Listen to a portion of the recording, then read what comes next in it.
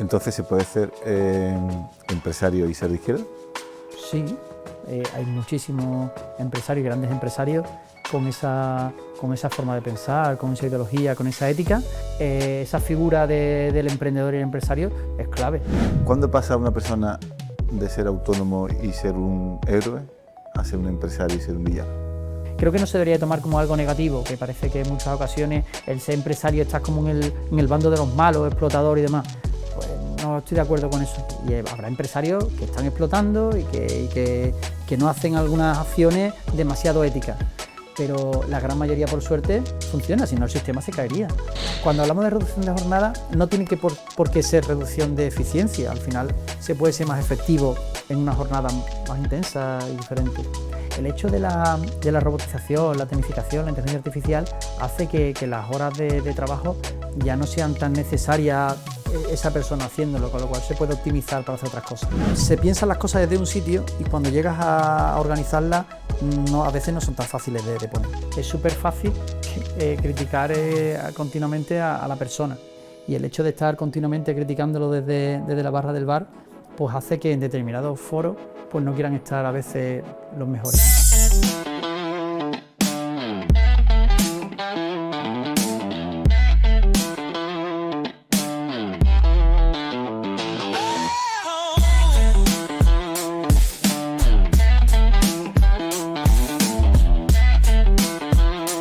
Entre pérdidas y ganancias, un podcast de Tricopiers. Bueno, Abraham, amigo, bienvenido a Entre Pérdidas y Ganancias. Qué ganas tenía que estuvieras aquí. ¿Cómo estás? Muy bien, muchas gracias por invitarme. Como sabes, siempre brindamos con un troncolín, es el club al que pertenezco, soy presidente, nos lo pasamos un montón de bien, hacemos negocio y espero que también disfrutes de la entrevista. Vamos a ello, ¿no? Muchas gracias, tendré que visitaros. Bueno, vienes este jueves, ¿no? Sí. Vale. Bueno, como te dije, presentación de 30 segundos. ¿Quién es Abraham Granadino? Pues Abraham Granadino es una persona optimista, una persona que le gusta constante y que le gusta aportar ese granito de arena en el entorno donde está. Y al final, si me tengo que describir de alguna forma, diría que soy un emprendedor. Y ese emprendimiento lo intento dar y aportar para mejorar un poquito el mundo, de encontrármelo y dejarlo un poquito mejor de cómo me lo encontré. Antes de empezar con el personaje, me gustaría que completaras una frase conmigo, ¿vale? Esta es muy famosa. Dice que si a los 20 no eres de izquierda, no tienes corazón. Pero si lo eres a los 40... ¿No tienes cabeza? Exactamente. ¿Estás de acuerdo? No, al fin y al cabo el ser de izquierda es algo más, no solo una ideología y un pensamiento. Indudablemente, desde los 20 a los 40 se va madurando y se va cambiando en muchas formas, siendo mucho más, viendo el espectro de la vida de otra forma. No lo ves con la misma ilusión, empuje y esa utopía donde todo puede ser. Ya a los 40 vas viendo las circunstancias que van cambiando de otra manera. Pero ese pensamiento de esa ideología y esa forma de pensar socialdemócrata no se tiene por qué perder. Al contrario, te diría que en muchas ocasiones gana peso y le va dando consistencia y forma. ¿No tiras más, o sea, cuando cumples 40 no tira una persona más para el medio? Bueno, mi perfil como socialdemócrata no es extremista, no me siento cómodo en ninguno de los extremos. Al final me siento cómodo con un pensamiento donde se pueda colaborar siempre con los demás, teniendo en cuenta siempre esa frase que me la grabo todos los días, de esa justicia social, ¿no? Donde es una cosa que creo que es muy importante aportar a todos. Entonces, ¿se puede ser empresario y ser de izquierda? Sí. Es más, hay muchísimos empresarios, grandes empresarios, con esa forma de pensar, con esa ideología, con esa ética, y bueno, yo tengo muy claro que soy un emprendedor, que lo seguiré siendo, y creo que es bastante importante además que dentro del sistema social que tenemos, concretamente en nuestro país, esa figura del emprendedor y el empresario es clave. Cuando se habla de izquierda, parece que a veces nos gusta radicalizar, ¿no? Y decir de un sitio o de otro, porque además es mucho más fácil. Ahora estamos radicalizados, es una pena, ¿eh? Bueno, en determinados momentos sí, pero al final, cuando se habla de izquierda es un espectro bastante amplio, donde también hay una parte de una socialdemocracia importante que no riñe nada en absoluto en contra de la empresa privada, ni del sistema capital, al contrario, ni del sistema de la propiedad. La parte de la socialdemocracia te da la opción amplia de realmente mejorar, avanzar, pero siempre sin dejar nadie atrás, ¿no? Que es uno de los puntos clave que tengo muy claro.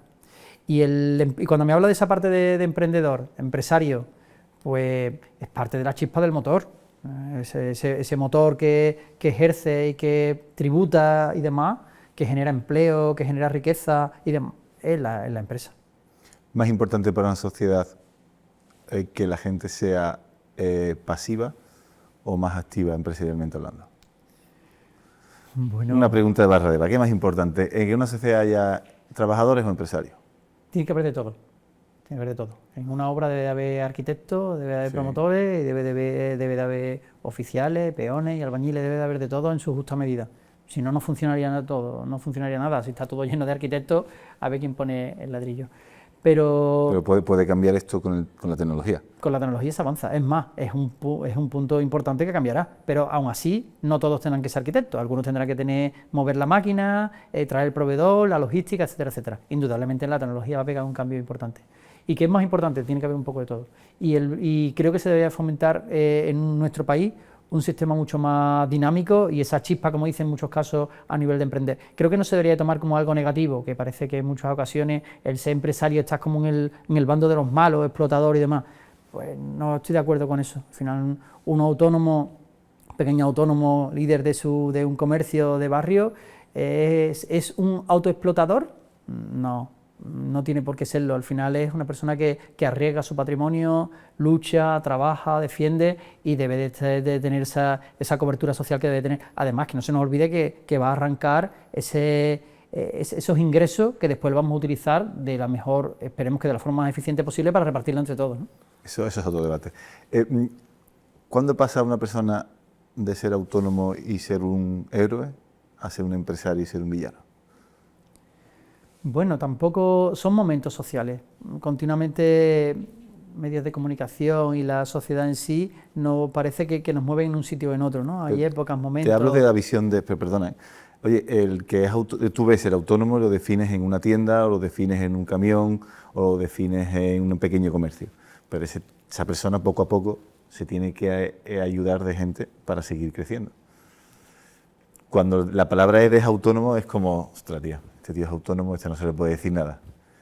Pero cuando ya tiene 2 o 3 empleados, empieza a facturar, ese tío antes ha sido autónomo y ahora es empresario y la visión en la sociedad es distinta. Bueno, creo que es necesario tener esos autónomos y en arranque y demás, pero también, aunque parezca un dato un poco que llame la atención, el 99% de las empresas españolas son micropymes, es decir, están compuestas por autónomos y empresas muy pequeñitas que tienen menos de 10 empleados. Y el tejido empresarial español necesita realmente que haya más empresarios con otro tamaño. El tejido de la empresa media es bastante importante para el ecosistema de la sociedad. ¿Cuándo es ese punto de inflexión? Normalmente cuando tiene más trabajadores y demás, pero una cosa no tiene que... Creo y tengo muy claro que hay perfiles, por suerte poco, que estén en la zona que estén de la sociedad a nivel laboral, ya esté a nivel sindical, ya sea a nivel político, a nivel dentro de la administración pública como funcionario, empresario o trabajando por cuenta ajena en una empresa, habrá siempre un porcentaje que se sale del sistema y le gustará criticar, no trabajar o trabajar muy duro. Ese perfil siempre es continuamente el que se sale y habrá empresarios que están explotando y que no hacen algunas acciones demasiado éticas. Pero la gran mayoría, por suerte, funciona, si no el sistema se caería. Al igual que cuando hablamos de políticos, de sindicalistas o de funcionarios. Hay de todo un poco en la sociedad y eso es parte de la riqueza y esperemos, y digo que la gran mayoría de los perfiles tienen un nivel social donde quieren mantener todo bien. Jerez de la Frontera, 1980. Sí. ¿Y uno? Sí. Cuéntame un poquito. ¿Naciste en Jerez? Me decías fuera de cámara que eras más de leer que de jugar. Sí, Mi infancia ha estado rodeada de mucho cariño, mucha disciplina. Y yo creo que eso es un poco lo que me ha forjado a lo que soy hoy, ¿no? Esa forma de ser y demás. Estudié en un cole público y un instituto público y me hice muy buenos amigos, practicaba mucho deporte y sí, para mí ese entorno de los libros y demás ha sido donde prácticamente mis primeros años de la infancia es donde más he navegado. O sea, que Abraham no lo hubiésemos encontrado en la calle jugando al fútbol. Normalmente no. Ya, es más, era un poco mucho más introvertido hasta una edad donde sí tenía mucho espíritu ese emprendedor, que lo descubrí con unos 16 años aproximadamente, donde ya en aquel momento monté una caseta de feria. O sea, ¿Con 16? Sí, con 16. Quizá casi un poquitín antes y demás, ya empezaba a emprender. Estabas en el instituto, ¿entiendes? Sí.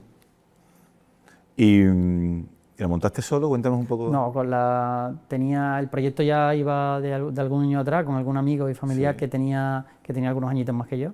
Y a mí me ilusionaba esa parte y empecé ahí a estar. Siempre he sido bastante dinámico y resolutivo y a partir de ahí pues empecé a trabajar. ¿Pero de qué te encargabas en la caseta? Bueno, allí hacíamos un poco de todo. Desde hacías montaje, después trabajaba en la barra, lo gestionaba, llevaba la administración, al final empezaba a llevar un poco todo. Y he tenido la oportunidad en mi vida de hacer otras formaciones y creo que como aquel máster que fue el primero ha sido de los mejores. Aprendes a trabajar con proveedores, con clientes, trato con el personal, trato de administración, o sea, hacer un máster completo. ¿Eras un micurria? 2 semanas.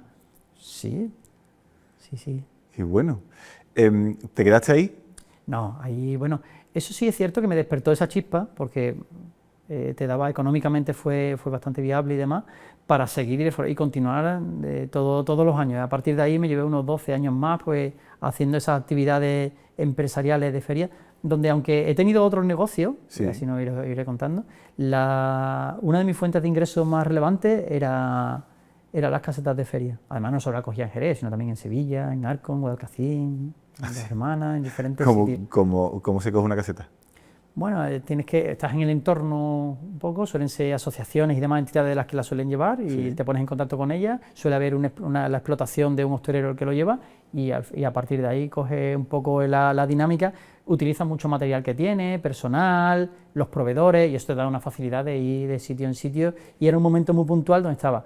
En algunas se gana y en otras no tanto. Pero yo digo que en algunas se gana y en otras se aprende. Con lo cual me toca aprender muchas y en otras sí que me fue bien. Pero entonces tú tenías tu equipo, como especie de equipo que trabajaba y te ibas moviendo en diferentes ferias. Sí, con diferentes, tanto equipo y demás como... ¿Y trabajabas tú dentro también de la caseta? Sí, claro, al final llevabas todo. También tenía socios, amigos y demás, con lo que muchos de ellos participábamos y lo llevábamos entre varios. Sí. Y además también tenía su momento de diversión también. Hombre, claro, qué guay. Es cierto que en la época de la universidad, cuando te cogía momentos clave, ¿no? Porque las ferias suelen ser una temporada, pues te quitaba un poco de tu época de estudio fuerte, pero bueno, lo podía llevar, lo podía compaginar perfectamente una cosa y otra. ¿Eso lo llevaste hasta cuándo? Pues hasta los 24 aproximadamente o así, hasta los 24 años. Ah, qué bueno. Pero previamente había tenido otro tipo de actividades, ¿sabes? Desde que esa fue la primera acción emprendedora, ya con 19 tenía otras actividades y demás. ¿Y a nivel formativo cómo te fue? Estás hablando de las casetas, pero yo entiendo que estarías estudiando. Paralelamente estudiaba. Empecé ingeniería, fui a la Universidad de Sevilla y a partir de ahí pues después hice máster de dirección de empresas y demás. Entré en un proyecto donde quedé segundo emprendedor de Andalucía, de unos proyectos de la Junta de Andalucía. Me becaron para hacer también otro máster, hice uno de comercio internacional, de recursos humanos y empecé a hacer dirección de administración de empresas.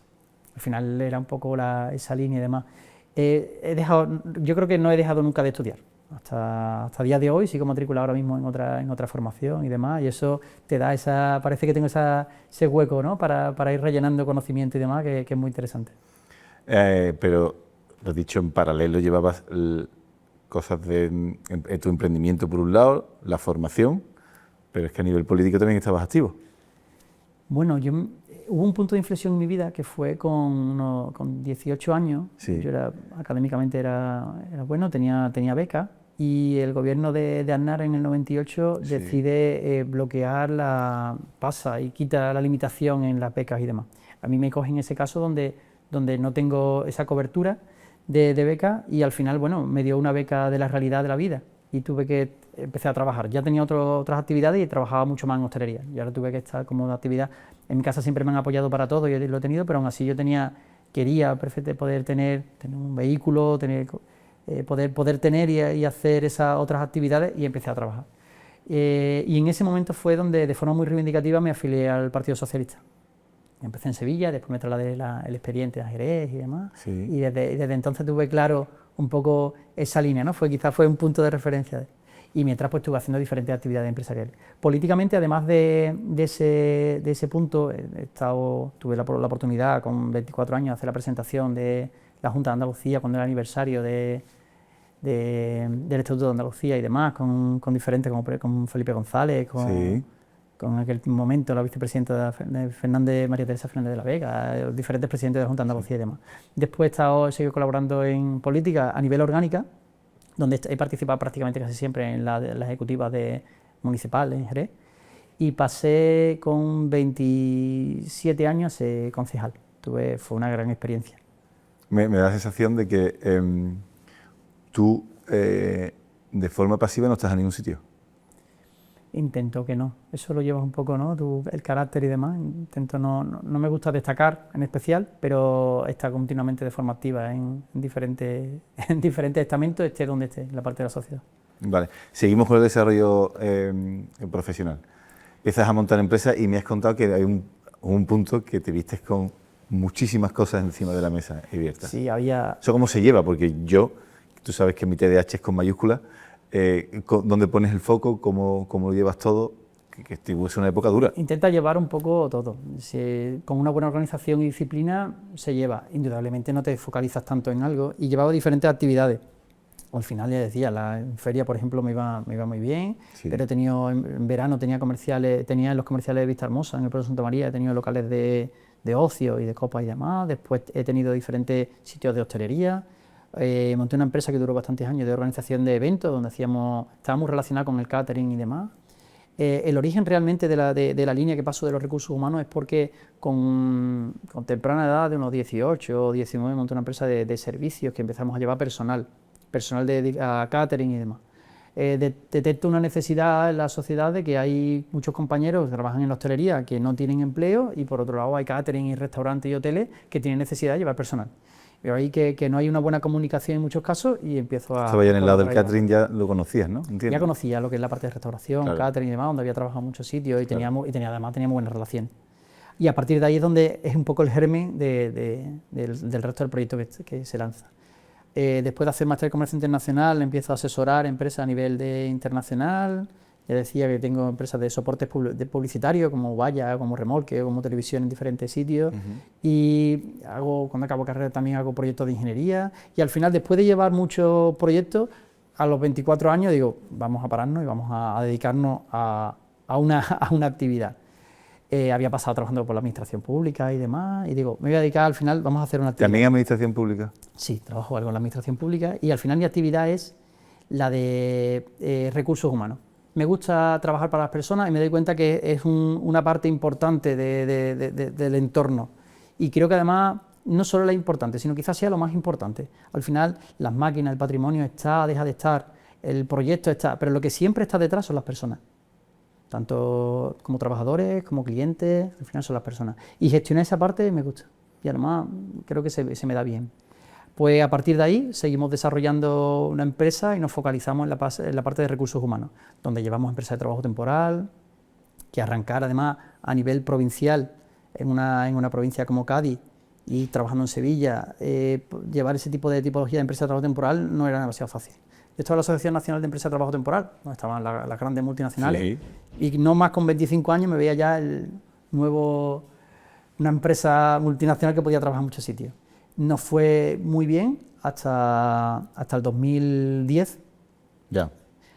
Anteriormente siempre he tenido el apoyo de mis padres, de mi entorno, y eso me dio una cobertura y una ventaja de ser valiente, ¿no? A punto de ser temerario. Al final un emprendedor, como hablábamos antes, tiene esa ventaja, tiene ese puntito de locura para poder emprender.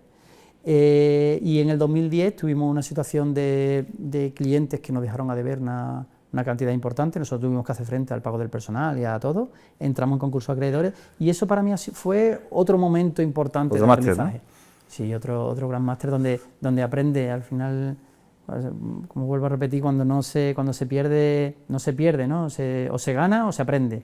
Y en este caso, pues tuve que aprender mucho. Es que aparte con los márgenes que jugáis vosotros, que no te paguen es al final todo coste. Porque Es que paga ¿a cuánto personal, está coste. el margen medio del sector? No está a más de un 8%. Es que es una barbaridad. Es Tiene que mucho coste. Además, el volumen de pago después y la gestión que tiene de personal tiene su complejidad. Hablo un aparte poco tú de servicio y empresa. no es que tengas proveedores que digas tú ahora te pago, no es que tú tienes nómina, tienes seguros sociales, son cosas que pagar, eso no se sí, puede sí. echar para adelante, claro. Nosotros en aquel tiempo llegamos a tener en un año hasta 3.700 personas diferentes trabajando en un año. Qué Con locura. lo cual, pero bueno, fue un aprendizaje enorme. Y Lección que sacas de esa época, oye, gracias a lo que me pasó, esto ya no pasa más. bueno, en mi aprendí compañía. varias cosas. Lo primero que tengo claro es que aprendes a levantarte. Yo creo que un ejemplo de la vida que hay que tener continuamente es caerte y levantarte. Y cuanto antes te levantes, casi que mejor. Y que es normal caerte, con lo cual es normal aprender a levantarte. Empresariamente aprendí mejor política de riesgo a nivel Claro. de dar riesgo económico, financiero a clientes y una gestión un poco más pausada. Bueno, era normal también que en el tiempo me había ido todo rodado, Claro. era joven y tenía muchas ganas de dar, con lo cual no mirabas tanto esa posibilidad de riesgo y demás. ¿La muerte entiendo que fue poco a poco o fue un momento de...? Fue muy rápido. Fue muy rápido. Fue muy rápido. La crisis realmente a nosotros no nos afectó la construcción en sí, que fue en el 2008-2009. En el 2010, cuando fue una caída en cascada de empresas, fue cuando de golpe muchísimas empresas nos dejaron a deber. Como Grupo Ruiz Mateo, Sí. nos dejó una cantidad importante y eso ya nos hizo ver todo. Pero bueno, en no más de 1 o 2 años conseguimos levantarnos y seguir adelante y con más fuerza que antes. Con mucha más calma, ya teníamos proyectos para abrir, estábamos en Sevilla, en Málaga, abrimos en Madrid, y lo que hicimos fue replegarnos. Y entonces nos quedamos durante unos años mucho más replegados en la provincia de Cádiz y ampliamos sectores, otros productos, como por ejemplo nos damos más formación, prevención de riesgos laborales, consultoría de recursos humanos, Claro. y poner en valor mucho más esa gestión de recursos humanos, asesoría, y trabajamos mucho más con eso, no solo con Todo empresas eso con temporales. más margen, porque al final, cuando tú mueves muchísima nómina, muy poquito margen, ahí la cantidad está al negocio. Pero yo entiendo que dar valores o dar valor a todo lo que viene alrededor de los recursos humanos, al final te hace que el margen medio suba, ¿no?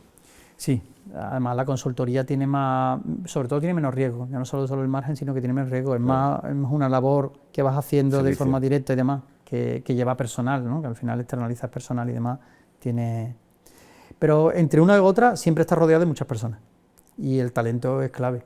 Aparte del éxito de la empresa, no cabe duda ninguna que es con saber rodearte de perfiles mejores que el tuyo en cada una de sus materias. Bueno, Gaboral, ¿no? Sí, ya desde esos comienzos y demás se podría decir que tiene 20 años de historia, con lo cual eso ya daría una solvencia importante. Y estamos ahora mismo en un momento, aunque parezca que llevamos años, lo que tenemos es un momento ahora mismo de crecimiento. Hemos montado comité de dirección internamente en la empresa, estrategia, software nuevo, gestión de protocolo, y lo que estamos en un momento ahora mismo de ir optimizando para ¿Cómo has montado ese crecer. comité? Pues tenemos personas de... ¿Cuándo viste la necesidad primero y a qué puntos de la compañía te has apoyado para formar el comité? Como todas las empresas van creciendo, cada una tiene su momento vital influye el mercado, la situación. Estamos en una buena situación de mercado a nivel laboral. Indudablemente he empezado la conversación diciendo que soy optimista y creo que los años que vienen van a ser buenos, y en el sector laboral pues también. Que eso no quiere decir que habrá muchas dificultades en el camino. Decidimos contar con algunos externos, financieros, recursos humanos y jurídicos, y con un departamento interno, con las diferentes direcciones dentro de área, recursos humanos, operaciones, administración, finanzas y comercial. Y eso ¿Externos sería- dentro del comité de dirección? Dentro del comité de dirección tenemos lo que es la parte de dirección dura de la empresa, invitamos puntualmente a algunos compañeros dentro de la empresa que lo vemos relevante, y a los externos. Nos dan, creo que eso aporta también una savia y un conocimiento externo, que a lo mejor no lo puedes tener el día a día en la plantilla, pero sí en esos comités y demás que te van dando esa visión de fuera, que es importante, que te den desde arriba esa visión para mejorar la empresa. Digo que es un momento clave para nosotros, para de aquí al 2027 tenemos unos objetivos bastante ambiciosos para seguir creciendo. O sea, una mezcla de consejo de administración y comité de dirección, ¿no? Correcto. Qué bueno. Al fin y al cabo no debe de haber nada totalmente estructurado, o sea, al fin y al cabo no existe la perfección en el comité de dirección o en el comité estratégico o consejo de administración, al fin y al cabo es lo que más o mejor le venga en ese momento a esa compañía. ¿Qué ha pasado ya en el comité que hayan tomado decisiones que tú no la hayas visto, claro? Sí. ¿Sí? Una de las primeras y más relevantes fue el software. Nosotros llevamos haciendo un software durante 18 años, que hemos estado trabajando poco a poco y minuciosamente como lo quería. Yo tenía perfectamente el color que me gustaba, me gustó programar desde niño, y con lo cual estaba muy metido en esa parte de informática y teníamos un software propio. Y la decisión de las primeras que realizó el comité es un software externo. Con lo cual, esos 18 años haciendo ese software lo hemos tenido que tirar para invertir en uno nuevo. Pero bueno, espero que al final sea una decisión de todo. Eso es lo que enriquece también, porque hay veces que el emprendedor solo va tomando decisiones, que pues, posiblemente sean muy acertadas y demás, pero en ocasiones a veces también requiere otra información externa. Y si te sometes a ese punto democrático dentro de la empresa, bueno, pues hay que decidir y aceptar lo que se decida. ¿Os reunís todos los meses? Intentamos reunirnos todos los meses. A veces hacemos formaciones concretas y demás, y si no, vamos haciendo reuniones mensuales. O sea, has pegado un salto a la hora de profesionalizar la compañía, está bien. La intención. Enhorabuena, qué bueno. Ya era hora, después de 20 años. Sí, también el crecimiento te hace llevar a un lado a otro. Si al final te quedas estancado en cierta facturación media, corta, pues a lo mejor con una decisión de una persona está bien, pero cuando empieza ya a coger volumen... Un momento importante es, siendo nuestra actividad principal la de recursos humanos, desde el 2019 aproximadamente decidí estar en otros sectores estratégicos, con lo cual con diferentes compañeros y socios y amigos en las nuevas aventuras, que tenía mucho que aportar, he entrado en diferentes proyectos muy interesantes, diferentes sociedades, actividades como Yo Domicilio, como María Te Cuida, de ingeniería como Tecisa, de renovables como Engisa, y otras diferentes sociedades concretas de academias de policía y demás, como JPOL, diferentes actividades con personas que tienen mucho que aportar para estratégicamente también estar en diferentes sectores. Eso también hace que al no estar ya 100% y todo el día en la actividad de recursos humanos de Caporal, pues deba de tenerlo todo mucho más profesionalizado para que todo vaya andando sin más. Pero esas empresas paralelas están en el comité de dirección, ¿no? No.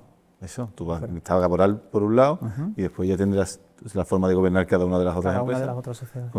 Con sus socios que entiendo que eran estratégicos. Qué guay. Bueno, pues siendo una empresa de recursos humanos, yo creo que tenemos tela. Tela aquí para sacar contenido. Hace poco salió denegada la ley de reducción de jornada laboral. ¿Qué opina Abraham Granadino? Pues, bueno, la conciliación familiar y la mejora y la posibilidad de que el trabajador tenga más opciones es indiscutible que estoy de acuerdo. Otra cosa es en qué momento ponerla, en qué sector, y eso ya hay que estudiarlo detenidamente, porque si no se puede acometer algo y una reforma tan relevante para eso. A veces choca, porque ya en el 80, cuando se decidió hacer la reducción de jornada a 40 horas, pues supongo que en aquel tiempo se plantearía como que era una locura, que íbamos a ser menos rentables, y al fin y al cabo, pues bueno, se va introduciendo y demás. El hecho de la robotización, la tecnificación, la inteligencia artificial, hace que las horas de trabajo ya no sean tan necesarias esa persona haciéndolo, con lo cual se puede optimizar para hacer otras cosas. Cuando hablamos de reducción de jornada, no tiene que por qué ser reducción de eficiencia, al final se puede ser más efectivo en una jornada más intensa y diferente. Estoy totalmente de acuerdo en la posibilidad de la mejora social, y en esa mejora social incluye poder tener más tiempo de ocio y de libre. Porque la mejora social está inversamente proporcional a las horas de trabajo. Se entiende que si tienes menos horas en el trabajo y tienes otras horas de ocio, pues las puedes invertir en otro tipo con lo cual puedes hacer más conciliación familiar, etcétera, etcétera. Pero claro, ahora jugamos ahí con otro punto relevante que es la rentabilidad.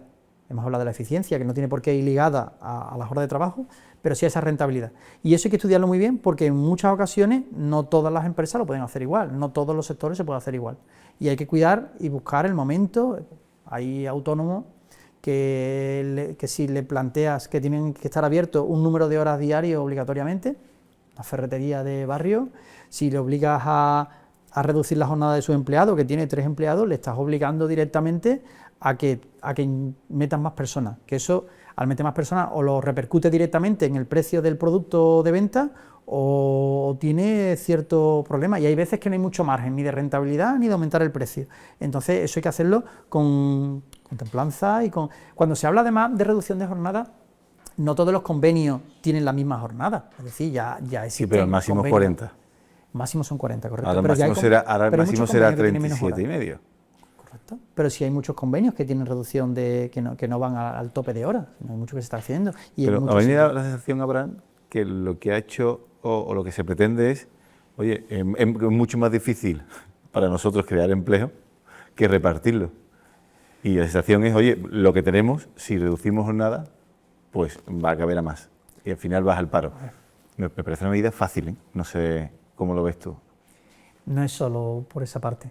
La tendencia, indudablemente, como acabo de decir, que en los años 80 se redujo a 40 horas cuando se trabaja de sol a sol, parecía en aquel tiempo una medida pues loca y que iba a ser una destrucción total. Eso se puso encima de la mesa y poco a poco estuvo. Todas las cosas que se implanten y una medida tan relevante como esta, y la implantes a la fuerza, sin el consenso de todos y sin haber estudiado determinadas repercusiones, creo que es un error.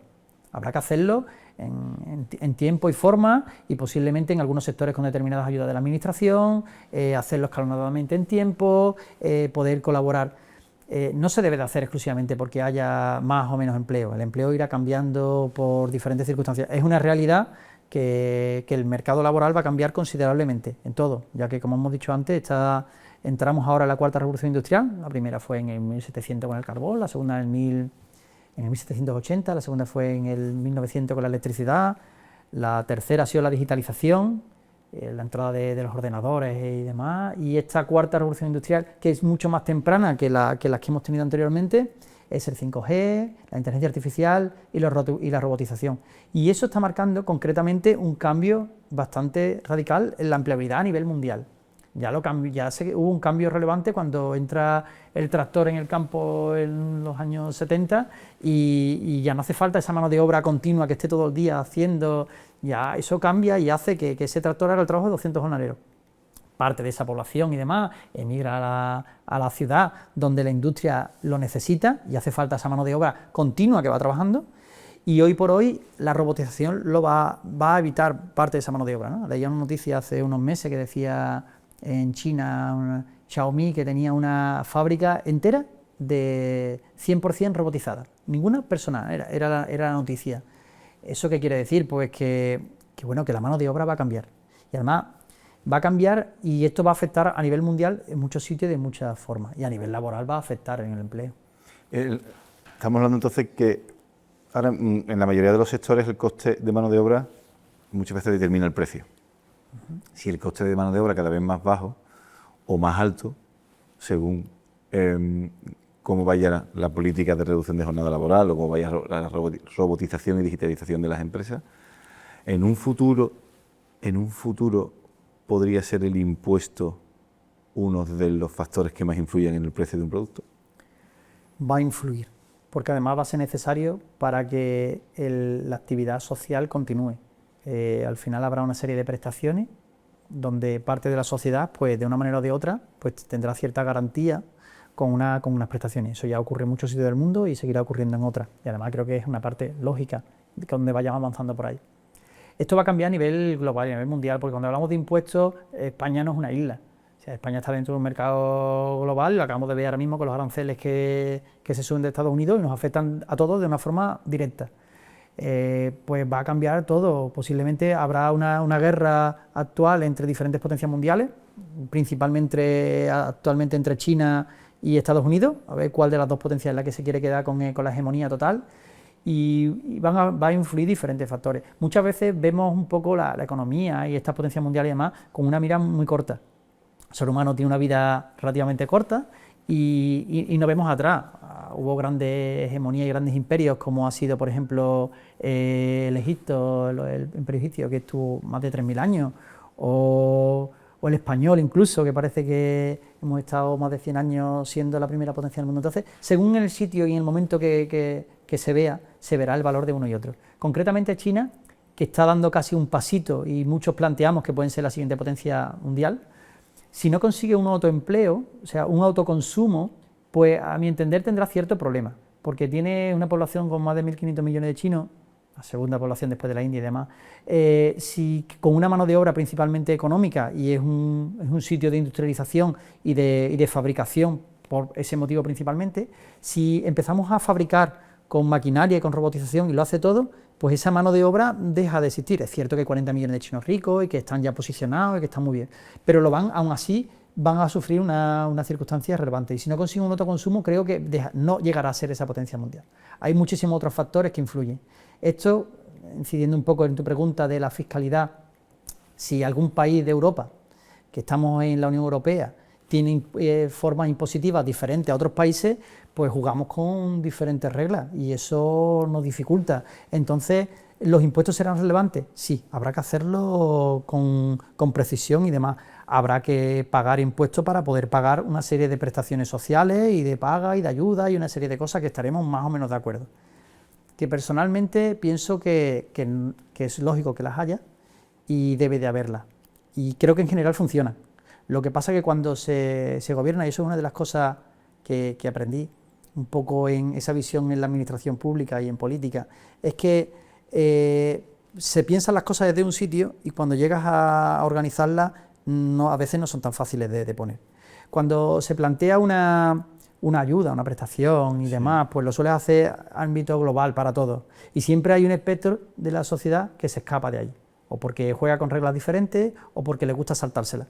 Y cuando comparamos y vemos y ponemos el ojo en este foco, que es una pena que eso ocurra,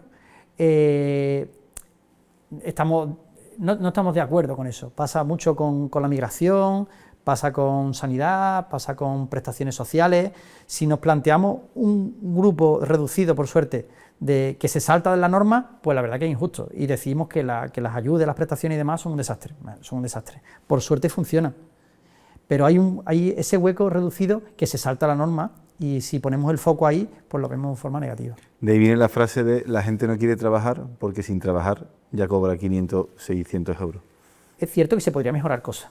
Ha pasado en la empresa que hemos llamado a perfiles donde cuando los llamas a trabajar están cobrando una prestación y, por ejemplo, en la empresa de trabajo temporal van a trabajar solo el fin de semana, y lo que le vas a pagar el fin de semana es menos de lo que va a cobrar de la prestación del mes entero, y eso le hace que tiene la mala costumbre, que creo que eso lo hemos tenido todos, de comer todos los días, de pagar la luz todos los días, y eso hace que sí o sí tenga una necesidad económica básica. Creo que fue una mala costumbre, pero nos han enseñado a todos sí, este sistema capitalista, y no nos queda más remedio que tener unos ingresos mínimos para poder ir.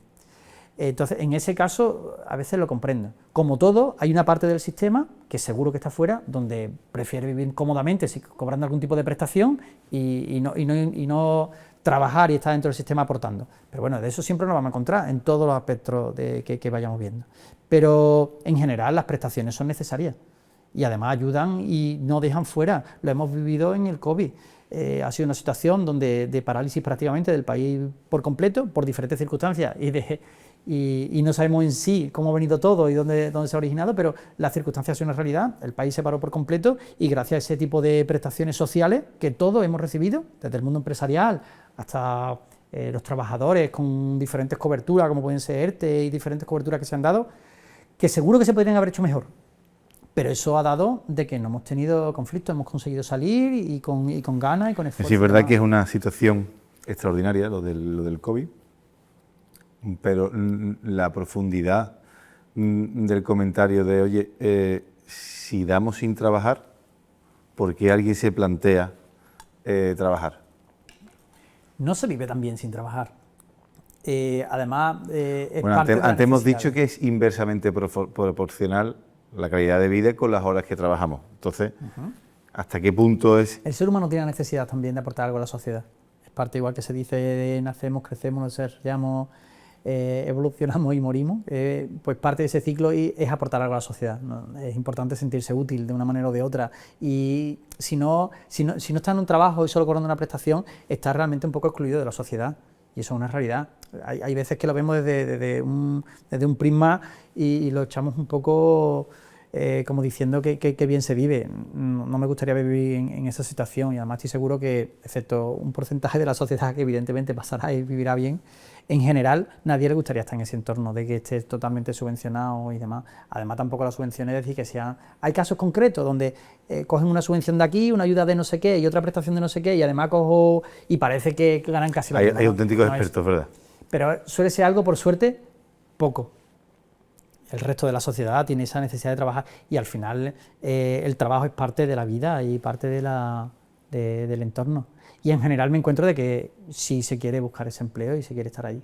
Pasa que ya empezamos también con diferentes momentos, con diferentes visiones de la vida, etcétera, etcétera. Seguimos con recursos humanos. Es muy importante la formación dentro de tu sector, pero hay una corriente ahora que dice que es más importante formar a la gente en habilidades que en conocimiento, porque el conocimiento lo tenemos a través de 4 botones. ¿Tú qué opinas?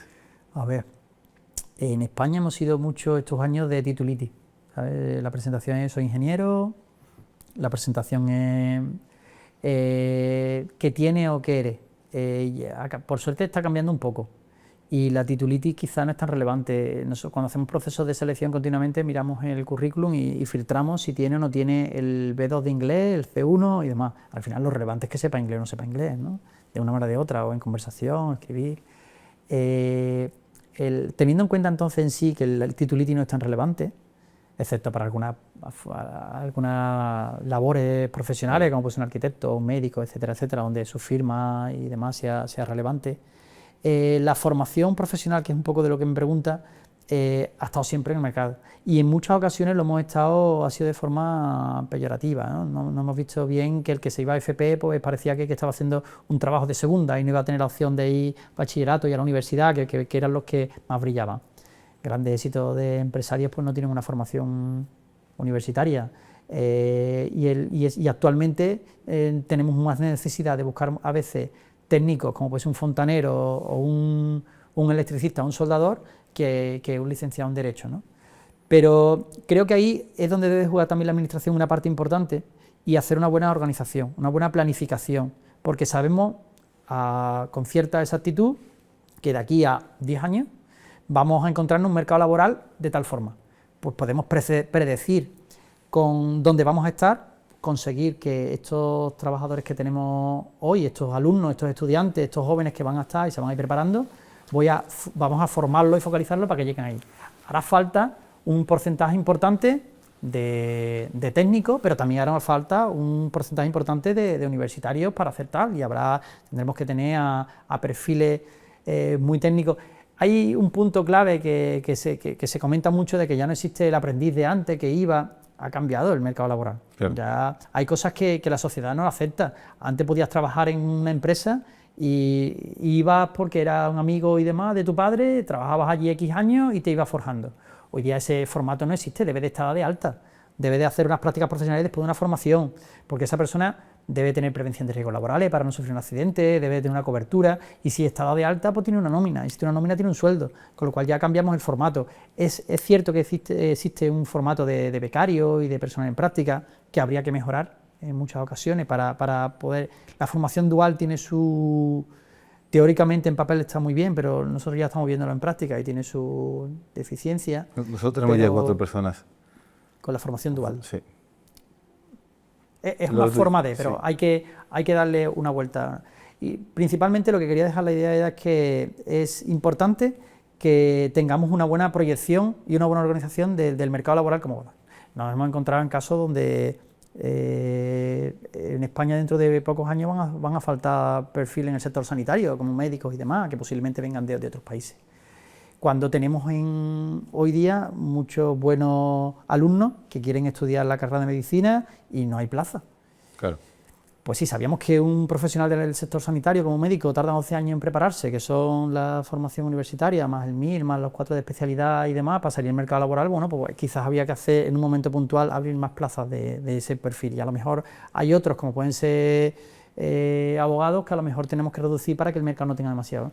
Llegar a un entendimiento claro, que no es que sea fácil, pero llegar a esa forma de tener el mercado, qué necesidad va a tener el mercado laboral, con qué voy a ofrecer hoy para que lo vaya teniendo. Eso daría un equilibrio y generaría menos frustración, porque es duro cuando estudias magisterio y tu ilusión es ser profesor y demás, y al final salen muy poquitas plazas, y durante años atrás no me he encontrado con muchas plazas. Ahora está viendo algo más, porque el sistema de la administración pública está ampliando, porque desde el 2020 al 2030 se va a jubilar casi el 50% de los funcionarios de España, y eso va a dar cobertura a más posibilidades de otros puestos de empleo, y eso hace que realmente ahora tenga algunos puestos más, ¿no? Incluso a nivel de magisterio, pero ha habido tiempos atrás donde no ha habido, pues quizás había que formar a menos para no generar esa frustración, además de un coste social, porque la formación, que parece gratuita, realmente la pagamos entre todos, Claro. y es un coste importante.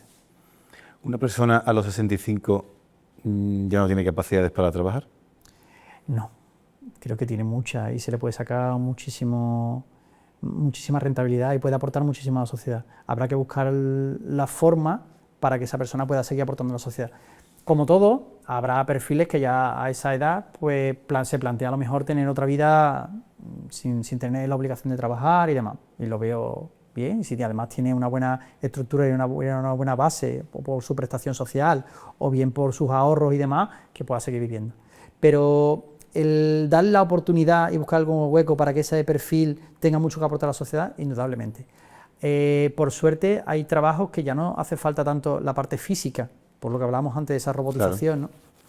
Eso está haciendo que esa entrada de la inteligencia artificial junto a ese robot prácticamente haga muchas actividades. Lo llevamos viviendo hace muchos años, ahora lo que pasa es que también está un poco de moda y se está acelerando todo, pero lo llevamos viviendo muchos años al no tener esa necesidad de trabajar de forma continua y física, pues la longevidad profesional se podría alargar. No digo que sea obligatoria, pero sí que se dé diferentes fórmulas para que pueda trabajar sin ningún tipo de problema. Pero si no es obligatoria y seguimos retrasando la mortalidad, si llegamos un día a los 90 años, ¿el sistema puede soportar 25 años de jubilación, 20 años de jubilación? El sistema al final se reinventa, se va reinventando continuamente, y vamos progresando, y vamos mejorando, y vamos saliendo de una a otra. A veces hay que contar en qué sitio del mundo cuenta la historia y en qué época, pero no cabe duda que vamos mejorando, y seguro que cuando llegue ese momento pues iremos pensando cosas para solucionarla. La política juega un papel importante porque marca la estrategia de qué vamos a hacer. Es una ventaja de que nuestra longevidad sea más alta. España concretamente es el segundo país más longevo del mundo después de Japón. Eso es súper positivo, pero en ese término económico que me acaba de plantear, pues podemos tener una situación compleja, ¿no?, de cómo mantenemos un poco esa población, que además va a requerir más servicios sanitarios y otro tipo de... Bueno, el problema no es futuro, es ya. Estamos teniendo, dicen que las arcas del Estado están un poquito temblando porque realmente no hay un ahorro del trabajo que se ha realizado, sino es un tema muy puntual, y quizá me adelante a decir que se puede solucionar también en el Congreso. Al final, aparte de los presupuestos del Estado, de esas prestaciones no contributivas, se pasan a otra forma de pago, sí. Y al final las pensiones siguen evitando las pensiones no contributivas, y ya a nivel de número lo acabamos de solucionar. Ahora la realidad es, sigo teniendo la misma deuda, a ver cómo se paga. Pero los países vamos entrando. Si realmente entramos en un mundo global, y si hablamos de lo que a nosotros nos interesa en este caso, que es en España, continuamente nos fustigamos y parece que somos un pueblo, a veces en muchos casos pesimista, muy alegre pero pesimista. Y en eso no estoy de acuerdo, porque España puede estar perfectamente en el número 12 a nivel mundial. Ya en algunas cosas estaremos mejor y en otras peor. Somos, como acabo de repetir, el segundo país más longevo del mundo, el segundo país más visitado del mundo. Simplemente con esos 2 puntos significa que tenemos buena seguridad, buena sanidad, buena gastronomía, buena gente, buena cultura. Estamos en un sitio, en un enclave del mundo estratégico. Solo hay que ver y darle una vueltecita a la bola del mundo y seguro que se ve esa carita ahí donde estamos situados. Estamos en un enclave perfecto. Y aún así, de los 205 países que hay en el mundo, podemos estar en el 12, en el 15, en el 9 en algún lugar. Aún así, hay que mirar hacia adelante y mejorar. Claro, para porque todo. es verdad que se dice la sanidad española es la mejor que hay en el mundo, pero después hablas con los sanitarios y dices, "Che, hay deficiencias por todos lados", hablas con usuarios y dices, hay deficiencias por todos lados. Entonces, al final, es verdad una cosa, pero que tenemos que seguir mejorando, y ahí en sanidad hay muchísimo camino todavía. Hay mucho. Listas de espera de 9, 10 meses, o sea que no sé si es la mejor del mundo, aquí lo decimos, yo no tengo conocimiento de otros países, pero deficiencias hay, tanto de gente profesional del sector como de mismos usuarios que esperan meses para ser Tenemos atendidos. muchas cosas buenas y otras no tanto. Por ejemplo, si hablamos concretamente en trasplantes de órganos y demás, posiblemente somos el número 1. En profesionales podemos estar en la vanguardia de mucho en el sector sanitario, en la posibilidad de que para nosotros realmente, y vuelvo un poco en esa parte social, no tiene un perfil de nuestra edad, no tiene la necesidad y la preocupación de decir tengo que tener un ahorro obligatorio como sí ocurre en otros países para si me ocurre algo a nivel sanitario tener que salir, ¿no? Puede ocurrir algo fuera de, que a lo mejor lo tenga que hacer de forma privada, pero lo normal es que esa parte estemos protegidos. No tenemos hablo en general a nivel social, no tenemos ese problema de decir voy a tener una prestación de futuro, de una pensión, no tengo el problema de quiero que mi hijo tenga la posibilidad de poder educarlo y estudiar y voy a tener que tener un ahorro para poder pagar eso. Esa cobertura social España la tiene. Y aún así mejorable, totalmente de acuerdo contigo que todo hay que mejorarlo, dentro de educación, que si nos metemos podemos mejorar muchísimos puntos, tanto a nivel sanitario como a nivel de prestaciones, hemos tocado muchos puntos y todo es mejorable. Pero aún así es verdad que nos despreocupamos de un montón de cosas, pero si tú abres la nómina y ves lo que tú le quitas a un trabajador, ganas 2.000 euros, dices, hombre, pues si esto lo ahorra el trabajador, lo mismo, de forma privada, se puede pagar unos muy buenos hospitales y una muy buena educación. Pero bueno, eso es otro tema. Con respecto a eso y demás, te diría, y de una primera pregunta que me hiciste con respecto a los impuestos, estoy de acuerdo con los impuestos. Lo que sí quiero es que esos impuestos vayan y se gestionen lo mejor posible. Ahí estamos todos de acuerdo. Los impuestos son necesarios. La pregunta es, ¿cómo se gestionan y cuánto? ¿No? Creo que es la clave. Más que el cuánto, el cómo. Si al final te repercute socialmente por muchos factores, ya no es tan relevante el cuánto, que también lo es, y ahí es donde decía esa intervención internacional, porque el problema no es solo cuánto, pues cuánto aquí, pero si en Irlanda tengo otra fiscalidad diferente, en Dubái tengo otra diferente y tengo posibilidad de hacer cambios y sigue habiendo muchos paraísos fiscales como pues Andorra, Gibraltar, etcétera, pues entonces jugamos con diferentes reglas y ese sí es un problema. Creo que sí debería haber unas reglas comunes, como mínimo en Europa, para que todos tengamos esa misma fiscalidad en todos los sentidos. Y jugando con las mismas reglas, después lo que hace falta es una buena gestión, que la administración. Por eso sí es importante también la política, si al final entra en muchos casos. Y cuando hablo de política no solo estar en un partido político, sino también hablo de si hace política desde una asociación, desde un grupo de colaboración, ya sea religioso, empresarial, sindical, y al final también se hace política en diferentes sitios, pero que es parte de nuestra vida y el hecho de estar continuamente criticándolo desde la barra del bar, pues hace que en determinados foros pues no quieran estar a veces los mejores, ¿no? Sí. ¿Cuál crees que va a ser el empleo mejor pagado en el futuro? Habrá mucho. Hay un dato relevante que dice que los menores de 10 años, el 60% de los puestos de trabajo serán trabajos que hoy día no existen. Y parece algo un poco, pues hace 200 años el estar con una paletita así y dándole una pelota, pues parecía que eso no es, evidentemente no es un trabajo, ¿no? Y hoy día un jugador de tenis o de deporte pues podía ser un artista, no estaba reconocido hace 300 años, mucho más que Buffon y demás, y hoy día un artista pues es una profesión de mucho éxito. Las profesiones van cambiando. Actualmente vemos un jugador de videojuegos que casi que lo tenemos casi condenado y posiblemente sea una salida profesional. No solo hablo del programador de videojuegos, que también, no, jugadores, aunque sí. Sino hablo en sí de jugadores. Entonces, el mercado laboral está cambiando considerablemente y hay que tener esa visión para hacerlo donde va a estar. Va a cambiar mucho alguna empleabilidad, sobre todo los empleos que una máquina lo puede hacer. Y eso nos da posibilidad de otras cosas. Si mi abuela tenía que estar lavando la ropa a mano y de un día a otro se inventa un aparato que lava la ropa sola o en mucho menos tiempo, pues eso hace que ese tiempo lo pueda dedicar a otras cosas. ya sea deporte personal, leer, hacer otras actividades que podía hacer, o otro tipo de trabajo que podía realizar. Pues lo mismo nos estamos encontrando ahora mismo con esa situación. Te voy a pedir que me digas ventajas y desventajas de dos sistemas o dos reglas de juego a nivel laboral totalmente distintas, dispares. Una es Estados Unidos, que cuando te echan te dan una caja y te vas a tu casa, pero dicen que es más fácil encontrar empleo porque no está la reticencia de ese despido, y después el español, que dicen que es uno de los más duros a nivel de despido. ¿En el medio está la clave o crees que la protección del trabajador es importante? Mójate un poquito ahí. Una pregunta relevante al fin y al cabo, me estás preguntando por la indemnización de despido. Es un tema que habría que tratar como todo con mucha templanza. Es un sistema mucho más dinámico, el anglosajón, donde realmente te llevas la cajita, como dices, y listo, aunque no es del todo así, también tiene algunos puntos y en los contratos se pueden firmar todo tipo de cláusulas, aunque sea privado, no va por ley, pero se firman muchas cláusulas donde te limitan y te garantizan algo. Esa garantía y esa estabilidad también le da al país muchas cosas, hablo de España en sí. Cuando tú tienes una garantía de una cierta estabilidad y donde nos hemos encontrado que la generación de Baby Boom trabajaban sus 30 o 40 años de profesión en una sola empresa, cosa que hoy no te encuentras.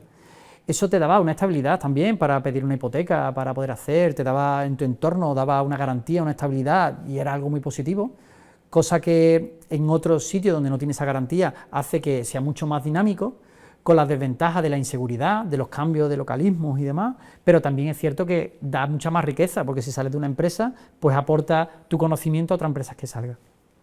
Deberían de cambiar un poco el sistema, en alguna forma de poder gestionar. Habría que medir, igual que cuando hablamos de la jornada laboral, habría que medir un poco en qué, cuánto, pero cuando hay veces que se toman decisiones y se toma legislación para todo, pues cuesta. Que el café para todo en muchas ocasiones cuesta, y seguro que todos estamos de acuerdo que no en todos los lugares y en todos los momentos se puede hacer. Si te vas al caso extremo del trabajador que la está liando dentro de la empresa y demás, y lleva 12 años y a la empresa le cuesta, y esa empresa además no tiene un poder adquisitivo porque es un autónomo y no tiene un poder adquisitivo para poderlo despedir, pues no, si vemos ese caso es un problema. Pero también hay muchos otros casos que no son así, claro, donde esa persona también lo que está pidiendo es cierta estabilidad, que le va a dar cierta garantía para cuando finalice su jornada de trabajo, pues, su trabajo en esa empresa, que ha dado una serie de conocimientos, una serie de esfuerzo y demás, tenga oportunidad para no irse. Irá cambiando considerablemente. A mí me da la sensación de que muchas veces se hacen leyes a nivel laboral que están más pensadas para la mediana grande empresa que para la pequeña.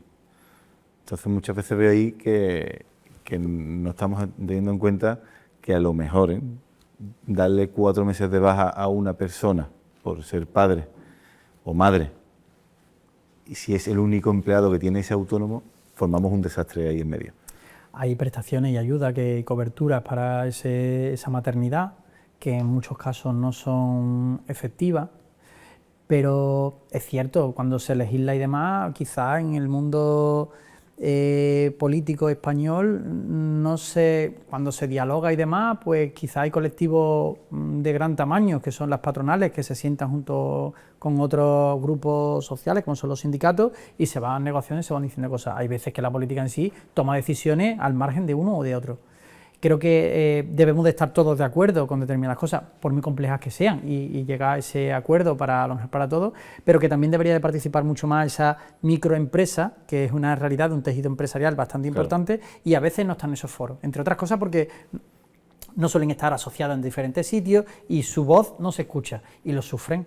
Y desde la parte política, que a lo mejor tampoco ve ese mundo empresarial directo porque no está ahí, pues se toman decisiones que no son las más justas o las más factibles para ese núcleo de población. Importante además, que estamos hablando de esos emprendedores que están arrancando, que llevan su vida y que al final tienen casi un autoempleo y tienen el valor de contratar a 1, 2, 10 personas para seguir desarrollando y seguir dando riqueza a la sociedad. A nivel político, ¿a quién admiras, Abraham? No tiene por qué ser de ahora, para no meterte, no. Sí, queda muy bonito siempre cuando tiramos atrás y claro, la verdad que de hemeroteca todo queda más bonito. Y siempre cuando vas mirando, admiro a muchos políticos y de y incluso con diferentes perfiles en cada cosa. España tuvo un cambio importante cuando sufrimos unos años de dictadura y tuvimos un cambio a la democracia importante, y creo que España demostró ser un país muy coherente y con capacidad de diálogo y demás, y conseguimos estar a día de hoy, ¿no? Y en el camino pues surgieron muchos políticos de renombre. También digo que cuando se mira atrás pues parece que se están todos mucho más... Habría políticos en cada escena que me iría quedando con diferentes partes de cada uno de ellos. Y un Frankenstein ahí de políticos que creo que hicieron una labor importante. En general estoy contento con mucha parte de la política, muy mejorable continuamente, en muchos casos, en diferentes espectros, da igual del color que sea, mejorable. Pero sí se han hecho muy buena gestión al día de hoy para llegar como estamos hoy. ¿Crees que está demasiado fácil criticar a la política hoy en día? Es decir, ¿al político que quiere hacer las cosas bien se lo ponemos a la sociedad difícil? ¿O ellos mismos se lo están poniendo difícil? ¿No vamos a echar la culpa a la sociedad? Entramos en un espectro donde es súper fácil criticar continuamente a la persona. Llámese en el deporte, que al final no hablamos de deporte en sí, sino hablamos de la persona, ya sea el entrenador o el jugador tal o tal, o ya sea para otro, el artista, no se habla en sí de... Pues en la política pasa lo mismo también, se habla demasiado de la persona. Centralizamos, por ejemplo, solo en el líder o solo en una persona todo lo demás, cuando que es un error, hay mucho alrededor, bueno y malo, y cosas que son fáciles y complejas de hacer. Pero si continuamente estamos criminalizando a cualquier político, y ocurre continuamente cualquier persona que esté en la escena pública, que entiendo que está ahí, conlleva también es parte del juego, pero no a toda costa. O sea, todo no vale, todo no vale. Hay cosas que son de la persona, da igual del color político del que hablemos, y es que eso genera un problema también de que hay parte de la sociedad brillante, que no se atreve a dar ese paso y está en primera fila, porque sabe que le van a dar a nivel personal de una forma dura, y si su vida profesional le va muy bien, no tiene esa necesidad de... Y es una pena porque al final se está quedando la política con menos posibilidad, se ve desde... Pero es que la sociedad tenemos, o creo, que tiene la sensación que muchas veces el que llega siempre es para sacar provecho de algo. No tiene por qué. No tiene por qué, pero te hablo de la sensación. Oye, el último, Montoro, coño, lleva 10 años ahí escondido y ahora es como que aprovecha su puesto. Yo no te digo que haya robado, no haya robado, pero parece ser, ¿vale?, que cuando estás ahí alcanzas o tienes unas...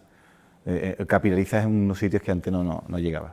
Es muy fácil decir, y tú más, y tú peor, y tú también has hecho. Entonces, si empezamos en esa guerra continua unos y otros, y además lo único que da llamita es esa la noticia, pues no creo que sea una buena solución. Así no llegamos a un buen puerto. Habrá que llegar a acuerdos, habrá que llegar a conversaciones, serán algunas más fáciles y otras serán más duras, pero hay que llegar. El que haya cometido alguna irregularidad, que la pague. Pero continuamente cualquier perfil profesional, ya sea en la empresa privada, ya sea en la administración pública o ya sea en la política, se toman decisiones. Y hay decisiones que son más relevantes que otras. Continuamente se toman decisiones, a veces acertadas y otras veces no. Y hay cosas que son difíciles de gestionar. Y si de forma personal atacamos de forma continua, y digo que el que haya hecho algo, si lo tiene que pagar, para eso está la justicia, que creo firmemente en la justicia, como todo mejorable, tendrá que pagar lo que diga en sí la justicia. Pero aún así creo que no deberíamos de focalizar continuamente en el error y en lo que ha hecho esa persona. Deberíamos de mirar lo que se hace, que seguro que nos va a ir mejor a todos. Ya. Te veo políticamente muy preparado, Abraham. Vaya pedazo de respuestas políticamente correctas todas. Ha sido una entrevista. Seguro que todos no piensan lo mismo. Vaya entrevistón que hemos hecho. Bueno, ¿te presentas alcalde o no? La ilusión, o sea, la ilusión de ser el alcalde de tu pueblo es súper bonito. Además, una ciudad tan emblemática como Jerez de la Frontera, pues es todo un lujo y además un orgullo. Empresarialmente estoy en un momento muy bueno. Tengo 2 niños, pequeños aún, y para mí es importante, sé lo que conllevaría el dar ese paso en la política, donde tendría determinados sacrificios empresariales, personales y familiares. y todo eso hay que valorarlo y hay que mirar el momento y demás. Es cierto que hay veces que, como cualquier cosa en la vida, el tren pasa y tienes que decidir si entras o no entras, te subes o no te subes. Claro, pero es vocación, ¿no? Lo llevas dentro. Al final, esa chispa que se tiene, te gusta esa posibilidad de poder gestionar, de poder cambiar algo. Es una forma muy rápida de poder cambiar algo, o sea, de una forma muy directa cambia el entorno que te rodea, que se cambia de todos sitios, como hemos estado hablando antes, puedes cambiar desde un aspecto social, en una asociación, en una empresa, desde cualquier aspecto de tu vida puedes cambiar tu parte y aportar ese granito de arena a la sociedad, pero se aporta desde la política de una forma mucho más directa. Pero si quitamos esa parte emocional, yo que soy amigo tuyo y conozco dónde estás, quitando la parte emocional que tiene todo esto, no merece la pena, ¿no? ¿O sí? Bueno, merecer la pena es relativo. Si planteas a nivel económico no, si planteas a nivel de familiar y demás tampoco, pero sí sabes que vas a aportar cosas de una forma muchísimo más directa, como decía, a tu entorno, que lo hace siempre, que desde el mundo empresarial. Nosotros ahora fundamos una fundación de Gaboral donde colaboramos y participamos en diferentes sitios de colaborar, pero desde la política lo hace de una forma mucho más real, mucho más fácil, y eso al final se te va a quedar en qué aportaste, ¿no? Me gustaría que cuando sean mis últimos días mire atrás y diré, mira, pues ese granito de arena fue un poquito más grande de lo que yo pensaba poner, ¿no? No lo tienes decidido todavía. No. Influyen diferentes factores, sobre todo personales. Claro, porque ¿qué significa la vida de un político de ciudad? O sea, no un concejal, el alcalde, que es lo máximo, a nivel personal. ¿Cuántas horas te puede llevar? Fines de semana entiendo que también, presentaciones de cosas, o sea, que sería 12, 14 horas. No habría reducción de jornada. A ver, un perfil además como el mío, donde me lo tomo todo claro, con mucha pasión, esté donde esté, pues continuamente no tengo tope, ni de horas ni de pensamiento. Al fin y al cabo te levantas y te acuestas pensando lo mismo. Suele ocurrir en el mundo empresarial, cuando tengo un proyecto y tengo ilusión, me acuesto pensando en eso, sueño pensando en ese proyecto y me levanto con ese proyecto en la mano. Y el número de horas, pues no se contabiliza. A mí eso no me pesa. Estoy acostumbrado, mi día a día es levantarme a las 5:30 y en muchas ocasiones llego a casa por encima de las 9 de la noche. Eso día entre semana. Los fines de semana sí que los intento dejar un poco más para la familia, y en este caso además sé que la política, pues como acabo de decir, no te va a dejar de continuar de hacer otro tipo de actividades y estás todo el día. Además hay una visión de la política que lo hace de una forma institucional y de otra forma orgánica, porque el partido también tiene su trabajo interno donde tienes que ir trabajando y haciendo. Con lo cual sumas las dos cosas y al final son muchas horas. ¿Qué deberías hacer con la empresa? ¿Poner un gerente y desmarcarte o eso cómo se hace? Pues es complicado, al final no hay muchos políticos que estén de forma institucional, de forma directa, que tengan su empresa en sí, porque la dejan en una situación demasiado débil. Sí, pero bueno, ahí al final puede llevarla perfectamente un profesional, que seguro que lo es mejor que yo, que sean capaces de llevar con un comité de dirección o con organización y demás, para que sigan llevando a la empresa a buen puerto y el día a día y siga creciendo. Eso no te da miedo. No. Lo que sí hay que tener claro es que si te dedicas a una cosa, te dedicas a una cosa, y si te dedicas a otra, a otra. Cuando estuve de concejal, yo nunca he cobrado nada en la política, absolutamente nada, y el tiempo que estuve, pues mi actividad era otra. O sea, hacía otras actividades empresariales y demás, y en la política estaba un poco de forma orgánica, y en la oposición, pues bueno, pues colabora, participa, todo lo que pueda. Pero ya cuando subes de escala y estás en primera línea, ya sí que tienes que dedicarte con exclusividad a esa actividad. ¿Qué empujón le hace falta a Jerez? Jerez es una ciudad con un potencial enorme, tenemos muchísimas posibilidades. Hablo de España, hablo de Andalucía, la provincia de Cádiz concretamente, creo que después de Málaga puede ser otro referente a nivel nacional, y concretamente mi ciudad tiene un potencial enorme en crecimiento de población, en zonas geográficas. Parece que últimamente se ha diluido ahí, ¿no? Un poco, ¿no? Que no está... Suele pasar continuamente, ¿no? Suele haber cambios y ciclos de uno y otro. A veces la política influye, a veces son situaciones estratégicas del mercado, a veces el sector vitivinícola en los años 90 pues, generó una repercusión relevante en la ciudad. Fue algo que no fue exclusivamente político, fue también un cambio de de industria y de que eso influyó concretamente y considerablemente en la ciudad. Pero estamos ahora mismo en un posicionamiento muy bueno, porque el cambio energético que sufre España, donde aquí petróleo no, pero sol y viento muchísimo, podemos estar ya España casi en el 50% y Andalucía mucho más de energía de autoconsumo. De aquí al 2030 puede que lleguemos al 80-90%, eso va a hacer un ahorro de costes a nivel de gestión general, concretamente en Jerez, en Andalucía, va a reducir unos costes de un 10 o un 12% considerablemente para todo, tanto a nivel particular como a nivel empresarial. Y va a generar riqueza también, claro. Eso nos va a hacer ser mucho más competitivos. Otro punto clave es que dejó de funcionar la robotización, está haciendo que la mano de obra ya no sea tan relevante.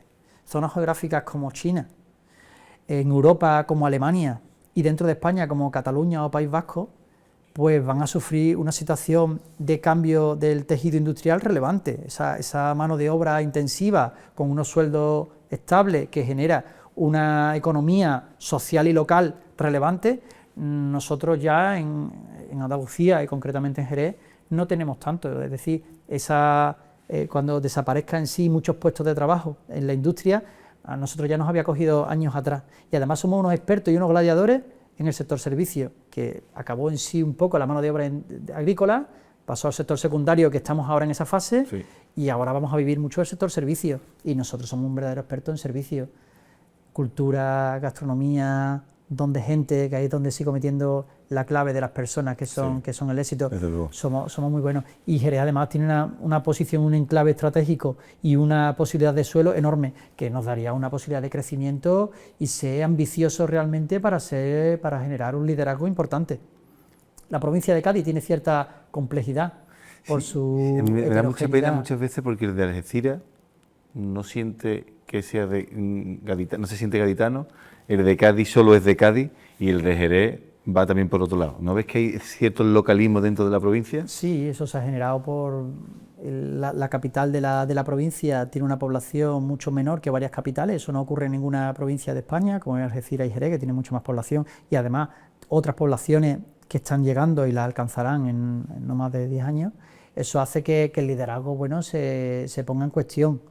Cádiz es una ciudad espectacular, con una posibilidad enorme y debemos de ir unidos y al fin y al cabo es poner de acuerdo posiblemente determinados ayuntamientos para que vayan a una.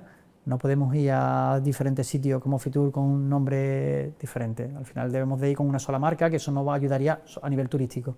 Y en otros proyectos igual, en otras provincias de España no ocurre, en Sevilla al final el de Lebrija es de Sevilla y el de Alcalá es de Sevilla. Sí. Porque ese liderazgo lo tiene claro, tanto histórico como en población, como en potenciabilidad, como la administración pública está ahí situada, la provincia de Cádiz no. Pero aún así tenemos una provincia súper heterogénea, súper rica en todos los sentidos, con una costa estratégica, con un punto como hemos hablado de Algeciras, el Estrecho de Gibraltar, que es estratégico a nivel mundial, con una diversidad tanto de playa, de sierra, enorme, con una cultura súper enriquecedora y la potencialidad de la provincia es enorme.